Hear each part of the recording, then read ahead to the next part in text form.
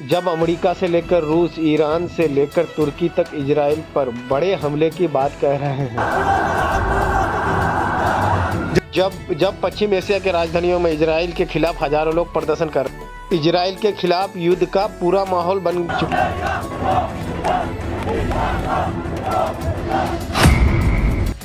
तब इस मीटिंग ने नेतन्याहू को खौफ से भर दिया है। ये 3 लोग हैं गाजा में हुकूमत चलाने वाले हमास के पॉलिटिकल ब्यूरो के प्रमुख सालेह अरूरी और फिलिस्तीन इस्लामिक जिहाद के महासचिव नकाले। इन दोनों ने जाकर लेबनान के राजधानी हिजबुल्लाह के चीफ हसन नसरुल्लाह से मुलाकात की। ये तस्वीर जारी होने के बाद 2 लोग ज़्यादा टेंशन।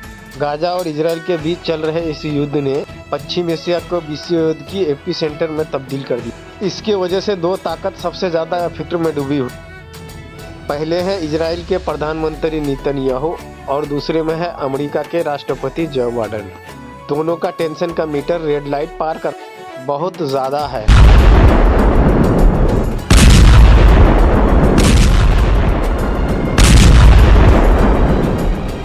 के मुताबिक इस वीडियो को अंत तक देख सकते हैं। इस्लामिक जिहाद और हिजबुल्लाह ने ऐलान कर दिया है कि जैसे ही इजराइल की फौज गाजा की जमीन पर कदम रखेगी वो ऐसा हमला करेंगे जिसकी गूंज अमेरिका तक सुनाई देगी। लेकिन क्या ये वाकई इतना बड़ा खतरा है जिसे लेकर नेतन्याहू और बाइडेन को डरना चाहिए?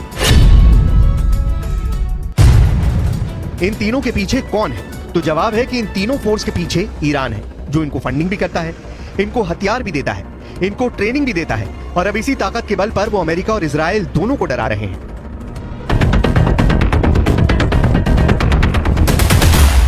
हमास, फिलिस्तीन इस्लामिक जिहाद और हिजबुल्लाह, इन तीनों ने अपने नए वीडियो जारी करने शुरू कर दिए हैं। हमास ने ड्रोन अटैक का वीडियो दिखाया है जिससे तेल अवीव और इजराइल के कई बड़े शहरों पर हमले किए जा सकते हैं। तो हिजबुल्लाह ने लेबनान इजराइल बॉर्डर पर कई हमले करके साबित कर दिया है कि इजराइल की उत्तरी सीमा अब सुरक्षित नहीं बची है।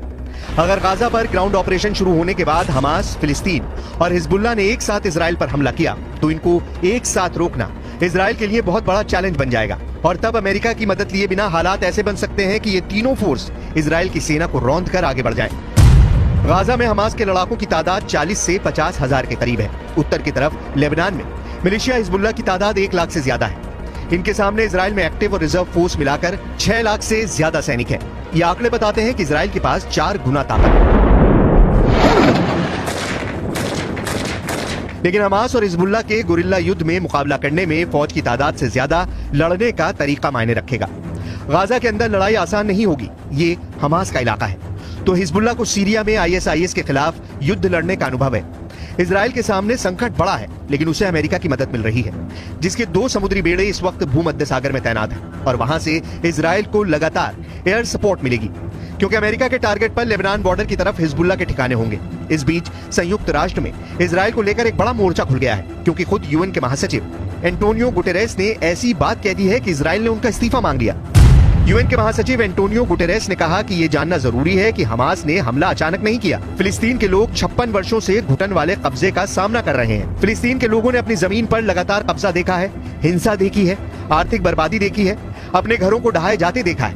इस विवाद के राजनीतिक समाधान की उम्मीद खत्म होती जा रही है। फिलिस्तीन के लोगों की शिकायतें हमास के हमलों को सही नहीं ठहरा सकती, लेकिन इसके बदले में फिलिस्तीनी लोगों को सामूहिक सजा देना भी सही नहीं।